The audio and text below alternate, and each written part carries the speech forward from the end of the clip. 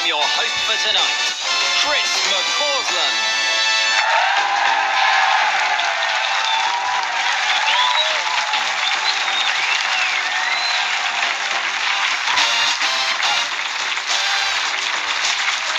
Hello, ladies and gentlemen. Welcome to Out Storytelling Live at the Edinburgh Festival Fringe. My name's Chris McCausland. I'm blind. That is what qualifies me to be here tonight. I've just turned 42, just a month ago. I'm enjoying being in my 40s, if I'm honest with you. I feel good for it.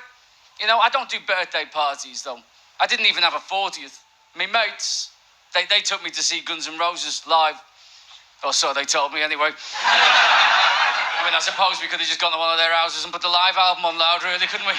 Charge me £6 a pint for 3 hours.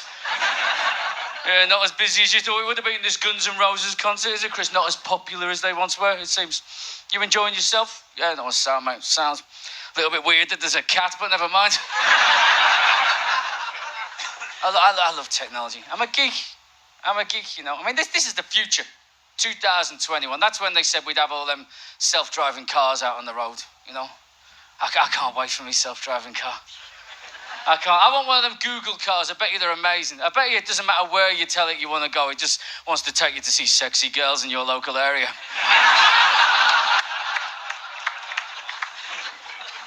Only problem is, though, the other major revolution that's happening at this very moment in the automobile industry is all the cars also becoming electric, aren't they?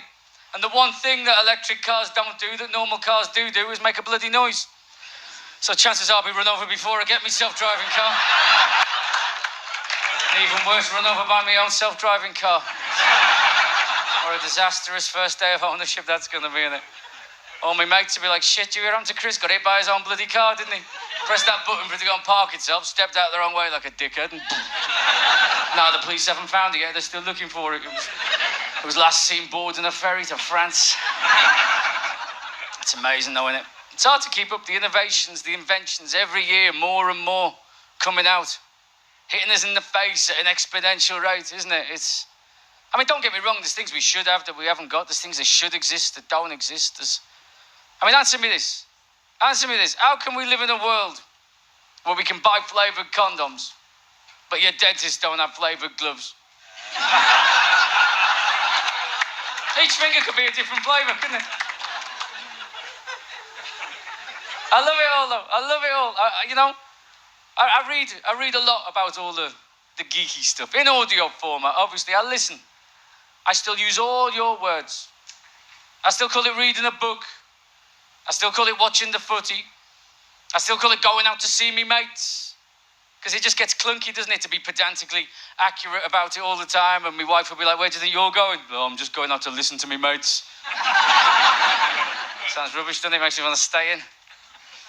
It's amazing, though. You can get anything in audiobook these days. I mean, obviously not like everything. I mean, there's still a few things you can't get. You can't get Where's Wally? That's not an audiobook. That's not Wally, not Wally, not Wally, not Wally, not Wally, not Wally. Bloke that looks like Wally, but no, he's not Wally. Little bucket and spade, not Wally. Moving down to row 2, not Wally, not Wally. Wally! Not Wally. Not Wally. He was in the top left, wasn't he? Just because you find him early doesn't mean you haven't got to listen to the rest of the fucking beach. We have got a series of storytellers today who each have a disability or a mental health difficulty. Some of these guys never been on stage before. The theme this year is lost and found, and we've let the guys interpret that however they want to. The only criteria is that the stories are all true. So guys, let me ask you, are you ready for your first storyteller of the show? Yeah! Ladies and gentlemen, will you please welcome to the stage, Janine Hammond.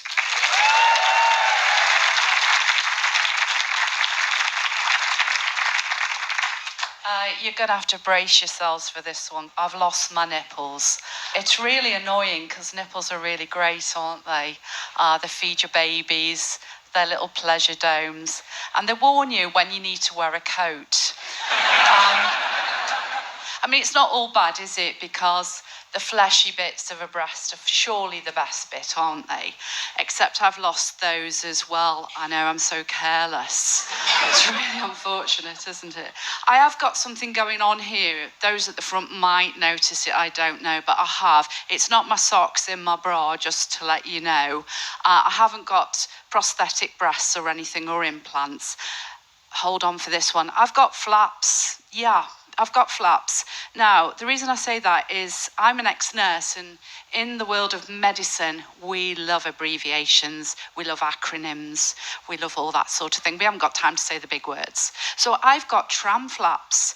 Nothing to do with trams. So that would be weird, wouldn't it? They're called tram because tram stands for your transrectal abdominis muscle, and you've got two, so they make your six-pack. Those of you who, well, I don't know if many in here have seen their six-pack, but anyway, it's part of your six-pack. I've only got a four-pack, though, because two of my muscles are in my chest. Weird, I know. And it basically takes two surgical teams to do the operation. So I've single-handedly drained the NHS in my local area. So basically, the top team take your breasts off and the cancer, that's the key bit. And then the other team split you from hip to hip and take the whole front flap of your abdomen off. It's a lovely, gory operation. And then they basically pull the muscles up with all their blood supply and nerve endings, and then they just pad you out and make breasts. It's amazing. Now, the first time I had breast cancer, it was triple negative, but in those days it wasn't even called triple negative, they just called it invasive cancer. So I was 32, my kids were little, I'd just started a new job, and of course, life's like that, isn't it? Fast forward 15 years, and I find myself in the bad news room of my local hospital. A different surgeon walks in this time, it's been 15 years, and he bounds in and he goes, "Well, it's back." And I thought, well, he's got a nice bedside manner, hasn't he?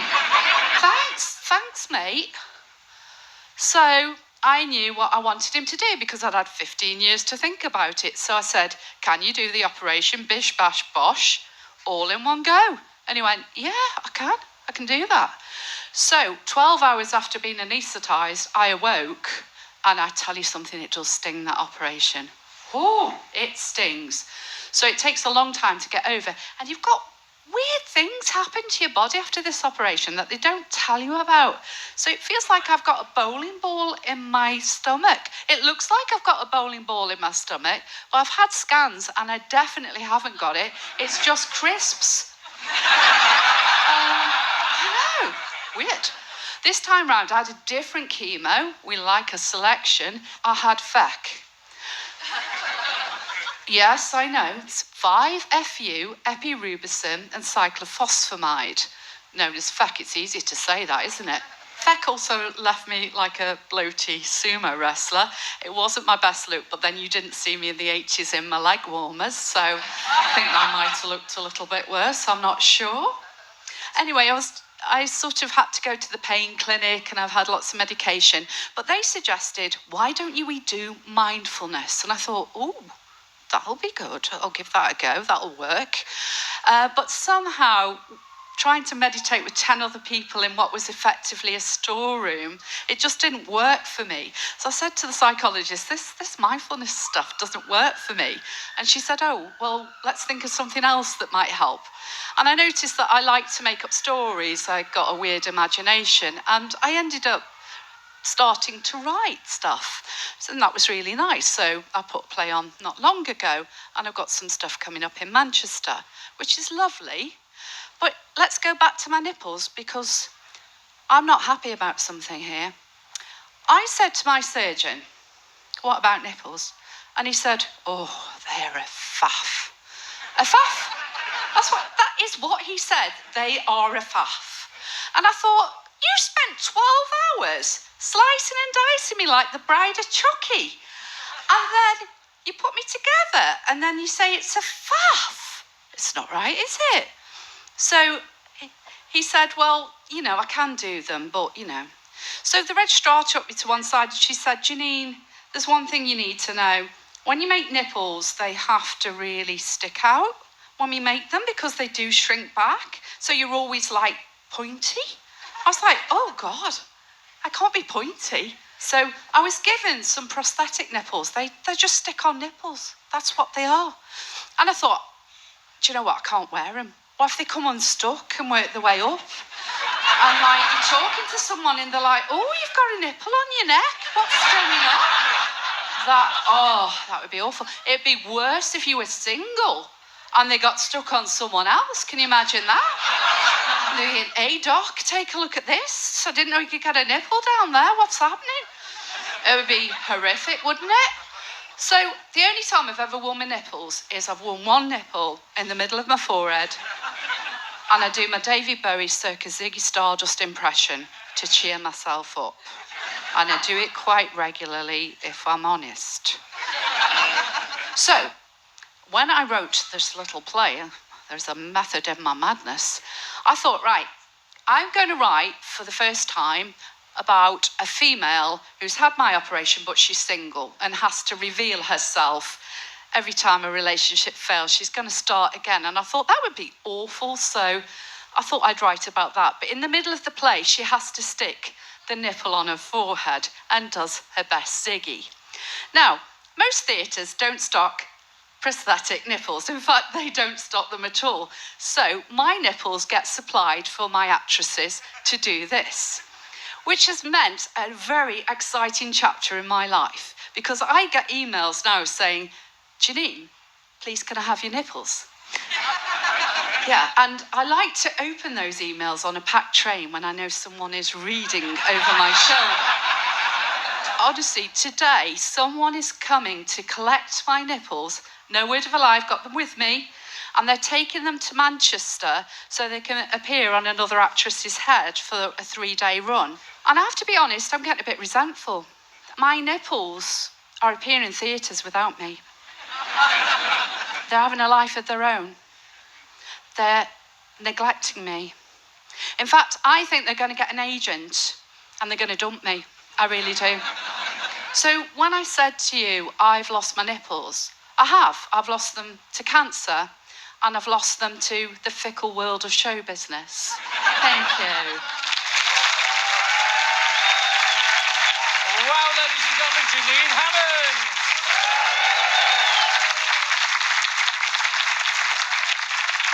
Keep the enthusiasm going and welcome to the stage, Thomas Leeds.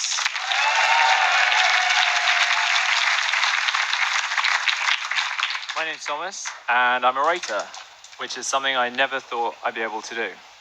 What I love about writing is that I can give my stories a beginning, a middle, and an end. They make sense.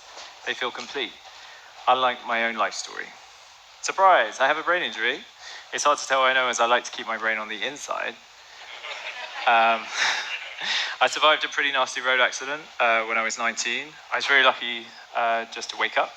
I'd broken my back, but though it was painful, I could walk and talk, which was amazing. But a lot was missing. I was alive, but not the boy who had crossed the road that night. He was gone. I had lost my childhood memories. Nowadays, you might not know that I have a disability when I'm having one of my good brain days, which is how I managed to keep blagging my way through adult life, like I have the faintest clue what everyone's on about. But other days, life can be very hard.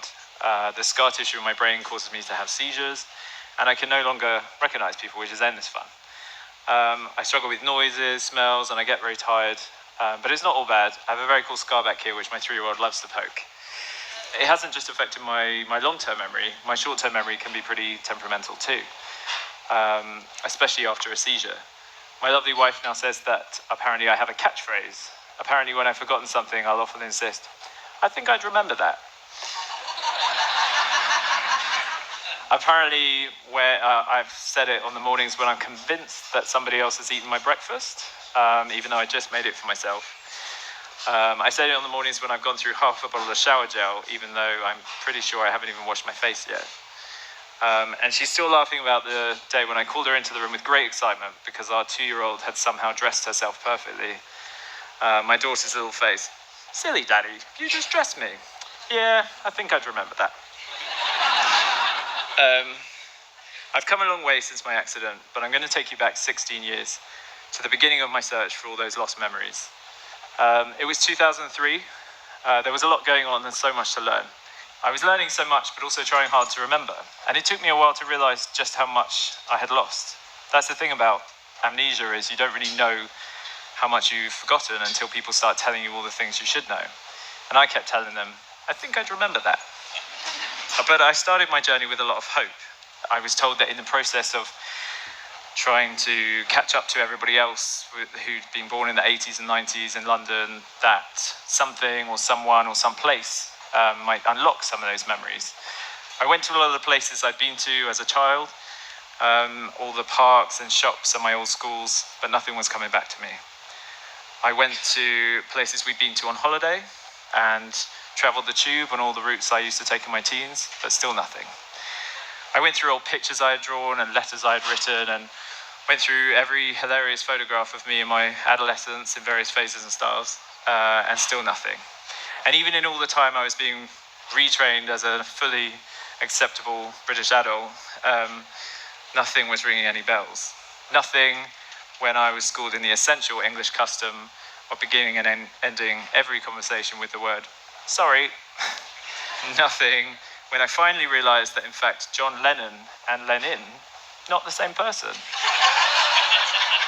I mean, I knew the singer was political, but I had started to wonder.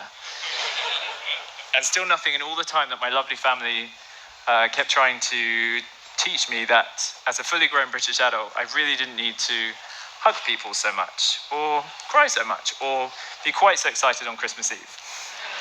My family had been so supportive, and they tried everything to help me regain those early years. But as time was going on, the boy with my name in so many stories and grainy photographs remained another person in another world.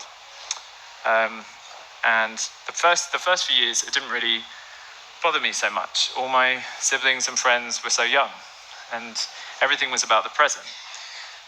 But as our 20s ticked by, things started to change. With our parents pushing 70, suddenly childhood was everything. And soon I couldn't go a day without hearing, remember that summer and remember those long holidays? And it started to feel very unfair. I'd lost so much of our family life, those early years that make us who we are. I'm going to stop, sorry. Sorry. Forgetting? Really weird that I'm so forgetful today. I'm doing better than I thought I would. On the eve of my 30th birthday, as a decade of searching my brain drew to a close, I decided to just try and accept that it was gone forever. I had a bright future ahead of me, about to marry the girl I loved, and so I decided to focus on that and face the big 3-0 with optimism. And we were planning an 80s themed birthday party, because I was born in 83, and I started to put together a playlist of suitably abysmal 80s music. I started going through all the tracks. It was late, I went to bed, I put my earphones in and shut my eyes. And I started going through the music track by track, adding each song to the playlist. After 10 years of radio, I knew each track by heart. But then I pressed skip one more time, and that's when it happened. The most surreal moment of my life. A song I had somehow not heard in all that time, The Whole of the Moon by the Waterboys, began to play.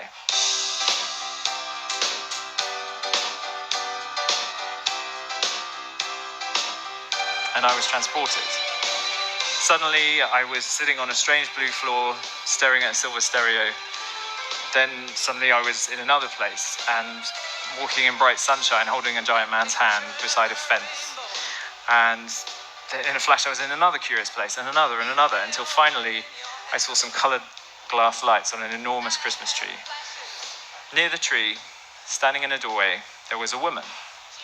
She was young, she was smiling, and she didn't have grey hair. She was my mum, and I was her little boy. And it was real. I was finally there with her at last. It's such a short moment, and nothing much was said. But it's mine, and that changed everything for me. Since then, a few more early memories have come back. Not many, but at least now I can face the rest of my story with something at the beginning in my mind. Okay. It was that magical night that inspired me to start writing.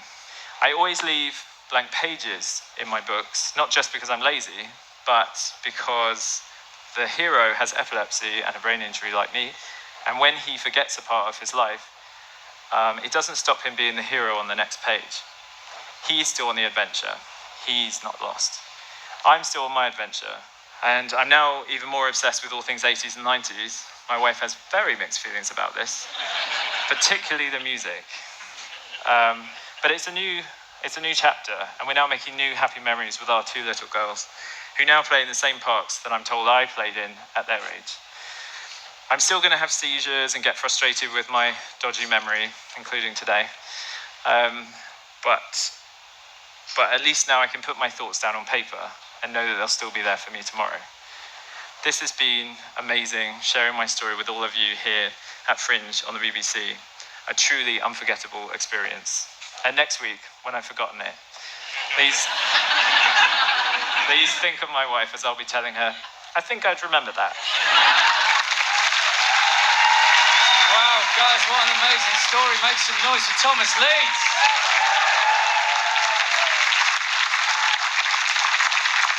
Well, here's a question I get asked a lot.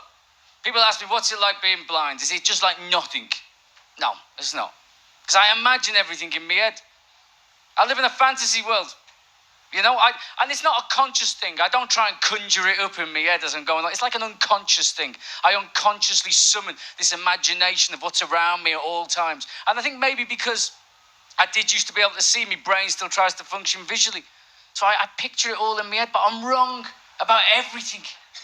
I'm wrong about everything all the time. The world in my head, I mean, first of all, it's built on assumptions and deductions based on what I can smell and hear and feel. And then all the gaps are filled in with pure flights of abstract imagination.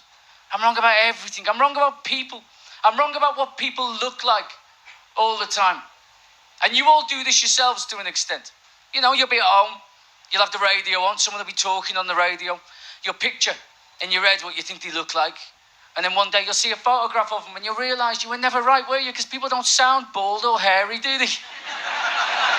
My wife, she said to me, if you did get your sight back tomorrow, what is the first thing you'd want to see? And I said, well, it's Sophie, isn't it? My daughter's Sophie. Of course it's Sophie. I said, because it's not just what she looks like that I'm missing out on.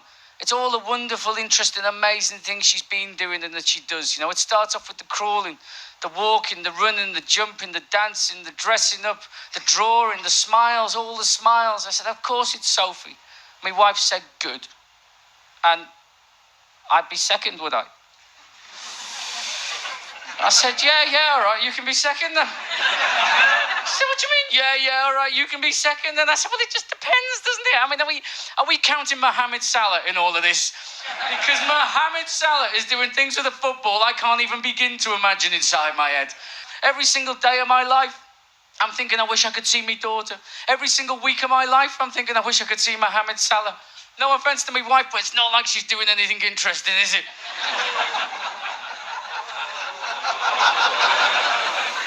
Do you all know her? She said to me, I can't believe you love Mohamed Salah more than you love me. I said, I don't. I said, I love you both equally the same. That's a joke. Of course it's a joke. I love my wife more. Of course I do. I love my wife more, but he makes me happier. Ladies and gentlemen, are you ready for your next storyteller of the night? Yeah. Please, ladies and gentlemen, make some noise for Andy Duffy.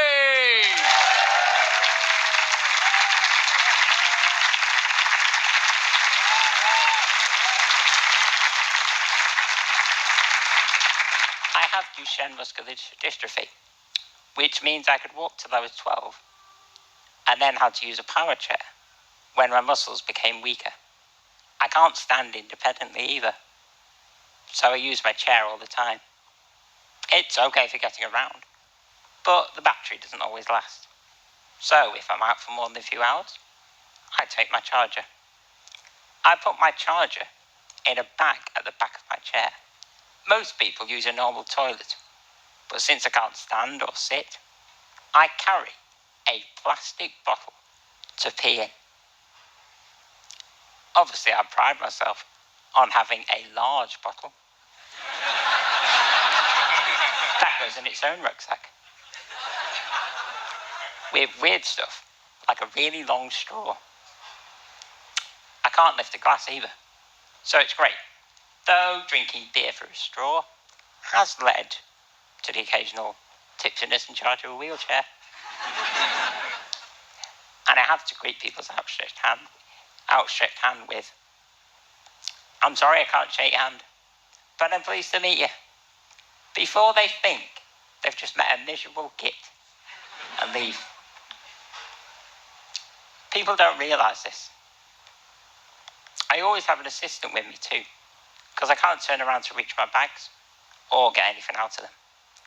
The night before my story, I'd been out at the theatre in Liverpool. My drama tutor was in a play, and I'd been drinking with the cast. The barman took my backpack and put it on the back of my chair, which was nice, but it actually meant I couldn't reach it until I got home. Anyway, back to my trip to London. We then went for a quick drink down the road at the Jeffrey Museum. My mum was with me on this day, and she always carries too much stuff. And she'd put her bags on the back of my chair as well. So there I was, knocking small toddlers out of the way. As we left the cafe and headed down the high street, I wanted to put my jumper on. It was then that my mum realised my battery charger for my chair was missing. It had either been stolen or fallen off. So we decided to retrace our steps, only to discover that the receptionist at the Jeffrey Museum was calling security. An electrical device had been found in a disabled toilet. And they were planning to evacuate the building. After an embarrassed apology and reunited with my charger, I made a quick exit. The next morning, I asked my personal assistant to pick up one of my backpacks. She picked up the one I'd taken to the theatre the night before, the one the barman had put on the back of my chair. When I looked inside, I found it wasn't mine. It looked like mine, but it wasn't mine. It did contain a couple of really nice shirts, though. Glasses, a famous actor's driving licence, and the script he'd been working on. The barman had put the wrong backpack onto my chair. We went straight to the theatre, took the backpack, along with an apology card and a bottle of wine.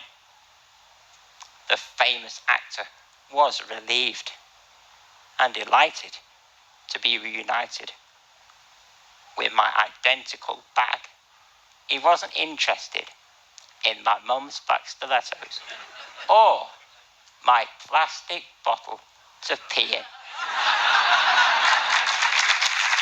Ladies and gentlemen, please give it up for Andy Duffy.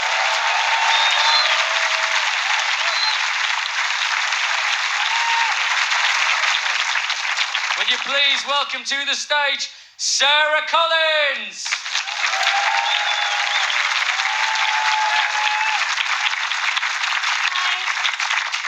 I have a condition that's often erroneously called puro. Puro is short for purely obsessional OCD, a kind of OCD that doesn't involve some of your more traditional compulsions like excessive hand washing, cleaning, or performing rituals. Symmetry doesn't do much for me. I couldn't care less whether my revision notes are colour-coded or not. My bedroom is the messiest room you will have ever seen in your life. Research has shown that purely obsessional OCD isn't actually purely obsessional at all. We have compulsions, they just don't look like your more traditional variety. My main compulsion is reassurance seeking, which is basically asking my poor mother over and over and over again whether she's absolutely sure that I won't accidentally push her in front of a train. That she can guarantee that no one's filming me through the camera on my laptop screen. When living with OCD, it's easy to get lost in a tunnel where I'm being guided by a voice that isn't my own. The voice doesn't reflect my values or my personality. The voice is melodramatic, attention-seeking, and downright mean. And I'm not like that at all, so it can't be my voice. At its most extreme, the voice can generate false memories. A few years ago, I went on a massive night out to celebrate the end of my A-levels with my friends. Sorry, I'm getting OCD about performing this thing about OCD, so just bear with me while I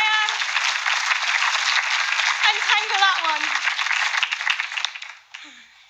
So, a few years ago, I went on a massive night out with my friends to celebrate my A-levels. Luckily, OCD has never interfered with my ability to get well and truly slaughtered in the fine British tradition that I'm sure many of you will be honouring this evening. However, for me, the after effects of drinking can extend well beyond your usual case of hangover anxiety. On this particular night out, I knew I'd overdone it. I planned to go shopping the next day in Birmingham with my sister. I knew that without prevention, I would be derailed by a seriously vindictive hangover. So when I got in, I got a huge glass of water and popped 2 paracetamol tablets. I was drunk, but aware. I went to bed. The next morning, I woke up with a massive headache and lay motionless for a few minutes, running back through the memories from the night before. I saw myself coming into the house, going into the kitchen, getting the glass of water and the paracetamol, and then it came, the intrusive thought. I'd taken a whole box of paracetamol tablets. In my drunken stupidity, I'd taken the whole packet of 24, and maybe even more. I could feel the sensation of the cardboard in my fingers, the feeling of swallowing each tablet. I was in danger, grave danger. If I didn't act fast, I'd be in the long, irreversible process of liver damage leading to a certain death. I ran downstairs in search of the physical evidence, the boxes on the counter, the abandoned packets. When I got to the kitchen, there were no boxes of paracetamol on the counter. In an uncharacteristic move, I clearly actually tidied up after myself and put the boxes away the night before.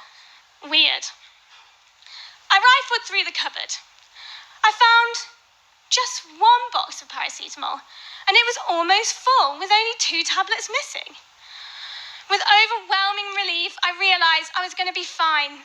I was fine. But hang on. How could I be sure? How could I be absolutely 100% sure that the box of paracetamol that was in the cupboard was the same box that had been there last night? What if I'd taken all those tablets and then drunkenly thrown the box in the bin? And just like that, there it was. Another memory. I could hear the bin clanging shut. Oh God. Oh God. I was going to have to look through the bin. I thought about putting some rubber gloves on, but really, when I was mere hours away from certain death by liver damage, was a bit of bin juice going to hurt me? I have never looked less like your stereotypical OCD sufferer than in that moment, when I was leaning over the bin, face down, arse up, trawling through mouldy cabbage and gone off cheese in search of some empty paracetamol boxes. There were no boxes in the bin. And then I had a brainwave. I'm a millennial. However drunk I was, I'd never forget to recycle.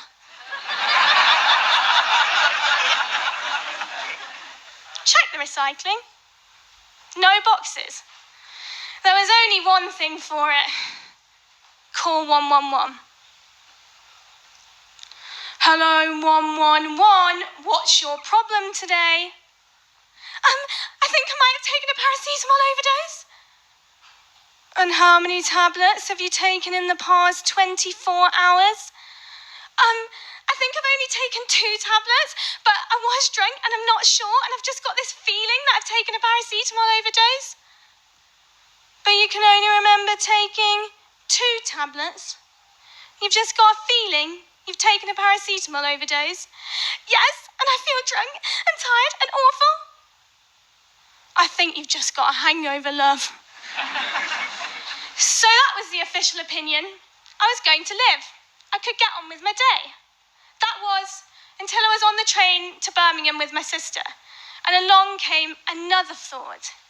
This time it was me lying in a hospital bed with tubes all over me. Then it was words flashing against a black screen. You could have prevented this. You could have gone to hospital and had your stomach pumped if only you'd listened to me. The train pulled into the station, and I had my plan. I told my sister I just needed to get a few books, some folders for when I was going to uni. I sprinted to catch a train heading to the station nearest to the Queen Elizabeth Hospital, University of Birmingham. I had time, a window of a couple of hours before the liver damage would set in. When we arrived into the station, I was sweating. I sent students flying as I barged up the escalators, through the gates, across the road, and stopped directly outside the glass double doors to A&E. I paused for just 1 second and breathed. Even though I knew where I was utterly and completely lost in a world of menacing thoughts.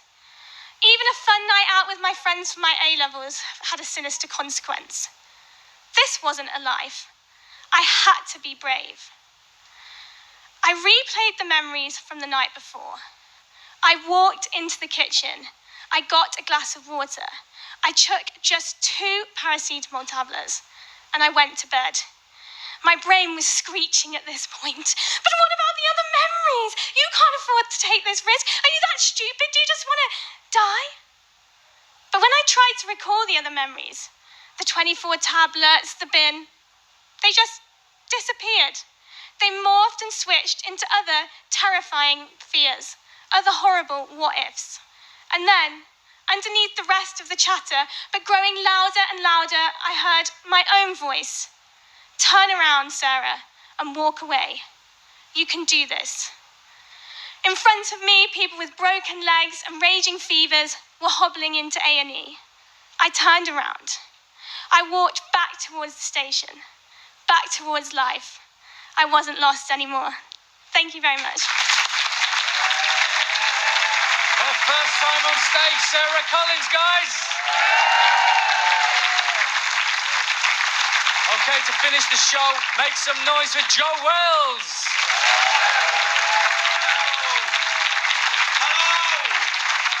Hello, Edinburgh.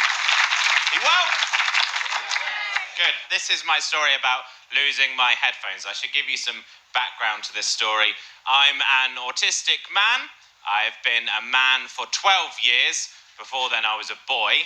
And I've always been autistic. But I only had the diagnosis earlier this year. And when you get that diagnosis, you spend a lot of time, too much time, wondering about stuff that happened in your past, negative experiences. Would that have all been different if I'd had this diagnosis? The one thing I say for a fact, it's helped explain things for me. Like, there's always been things which I've really disliked, but everyone else seems to love.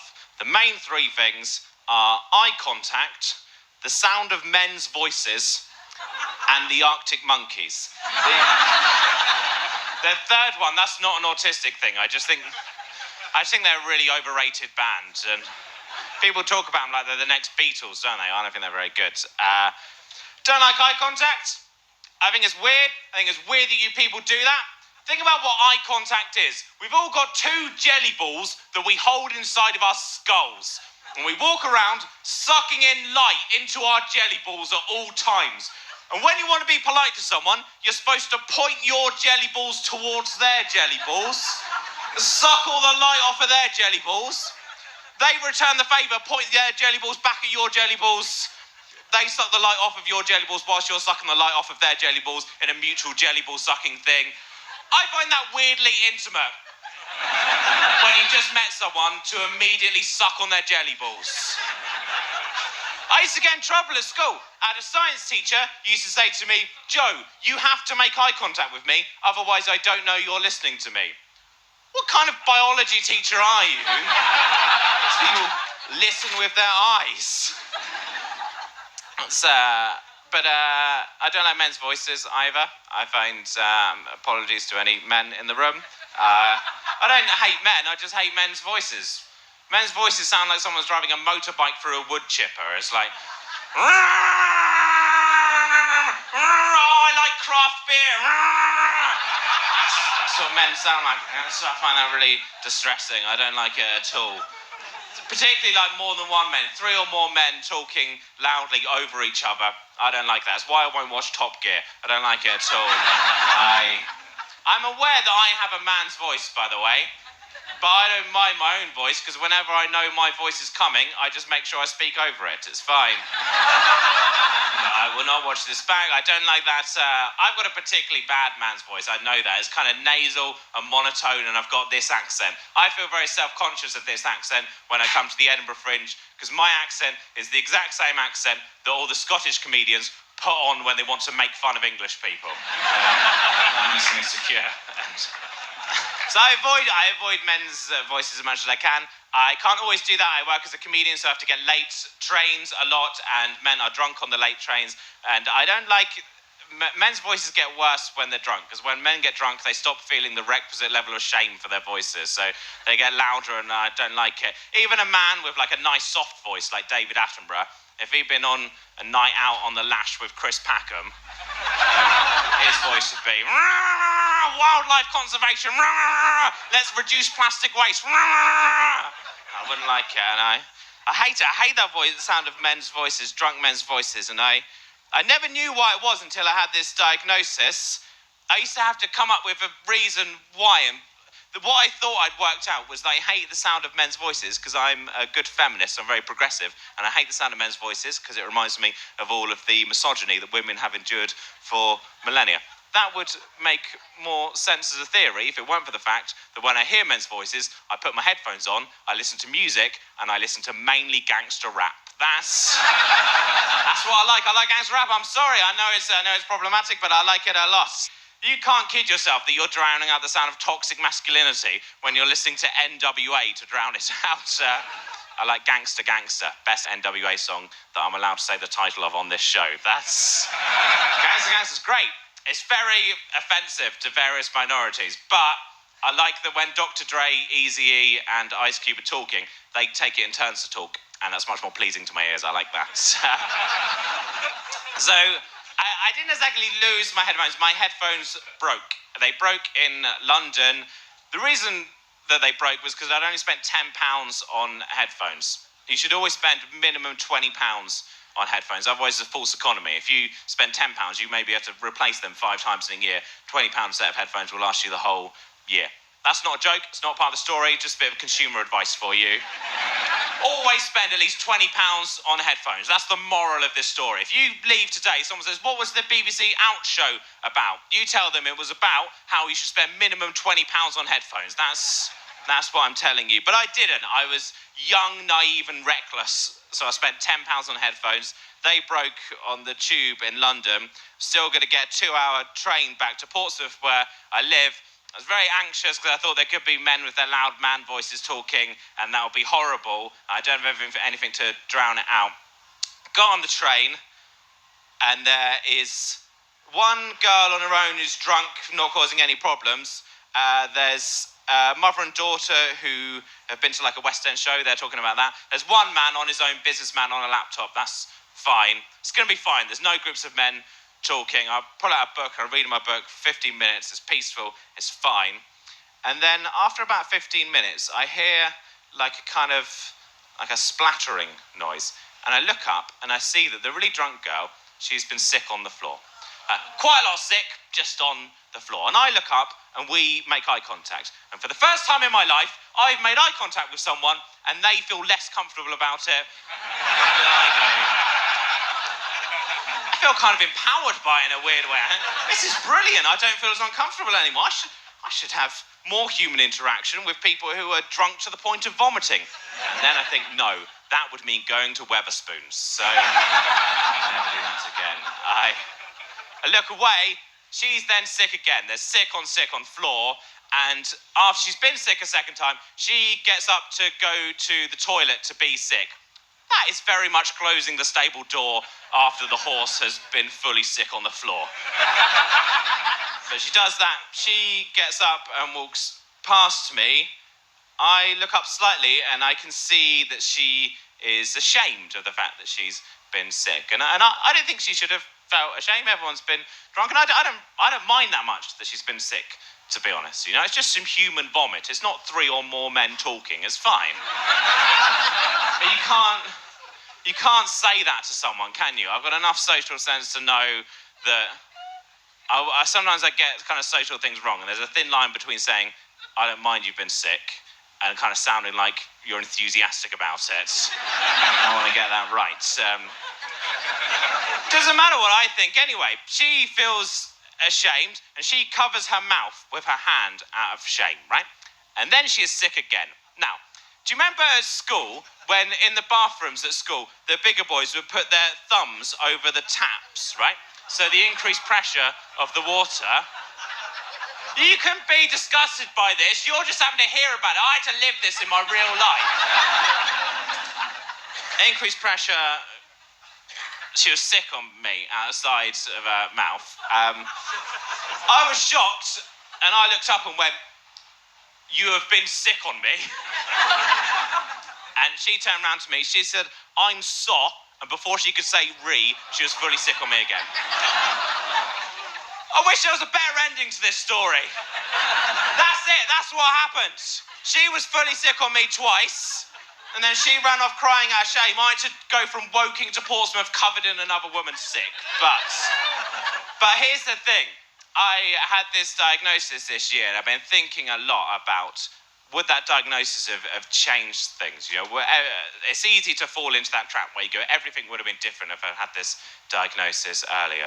And would that story have been different if I'd had an autism diagnosis? No, it wouldn't. Of course not. I still would have been sicked on. She still would have been embarrassed. I still would have looked up at the start and made her feel embarrassed. I still would have heard the splatter. The thing would have made a difference is if I'd had headphones on. That would have stopped me from hearing the vomit. I'm not saying it was important to me having an autism diagnosis, but it's not the most important thing in the world. The most important thing in the world is to spend at least £20 on headphones. Thank you. Cheers. Ladies and gentlemen, make some noise for Joe Wells.